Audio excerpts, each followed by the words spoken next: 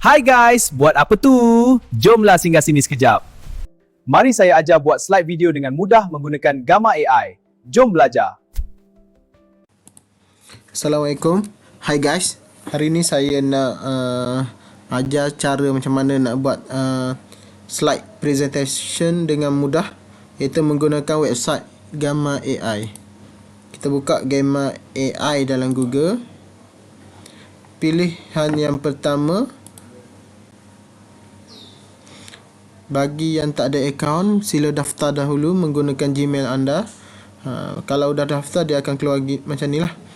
Okay, untuk buat slide presentation, pastikan pilih Create New AI. Okay, dekat sini kita boleh pilih sama ada kita nak generate kita punya slide itu menggunakan prompt ataupun paste in tag, ataupun kita boleh generate menggunakan template yang disediakan, ataupun kita boleh import file ataupun menggunakan URL lah. Okay, saya akan pilih yang ni lah, import file lah. Saya nak masukkan PDF dan nota melalui PDF akan dijadikan sebagai slide PowerPoint lah. Tekan OK, upload file.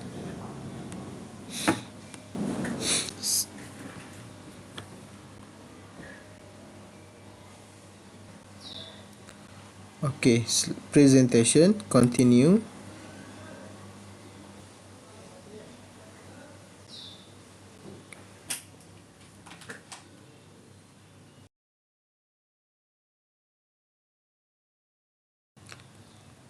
OK, selepas tekan generate, inilah hasilnya.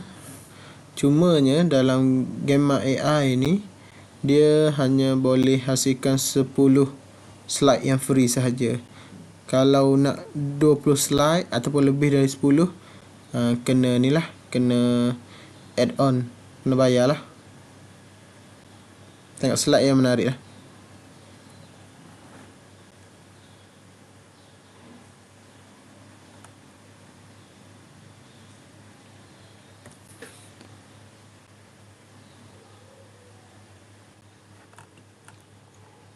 Okay, dah siap slide kita, termasuk dengan gambar yang menarik lah, sangat-sangat menarik. Konsep etika dan peradaban. Cuba tengok slide yang dihasilkan.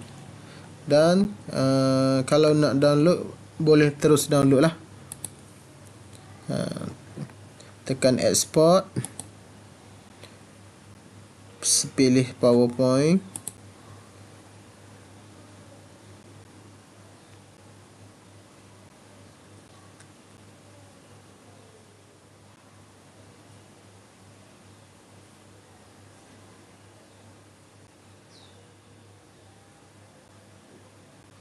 Lepas tu klik download.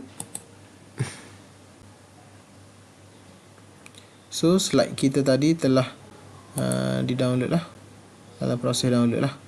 Itu saja perkongsian kita untuk hari ini. Semoga bermanfaat. Assalamualaikum.